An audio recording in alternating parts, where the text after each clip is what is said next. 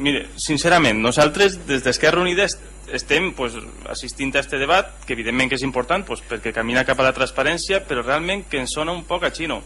Per què?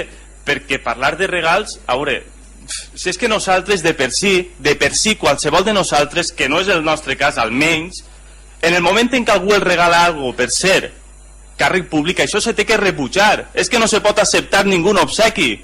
Que el problema de l'actual situació de la política, de la corrupció, no solament dels polítics que no tenen conviccions, sinó que també és dels corruptors que acaben provocant certes situacions a causa de regals. Perquè primer es comença amb una botella, després continuem amb un número de loteria i després al final no sabem bé com s'acaba la pel·lícula.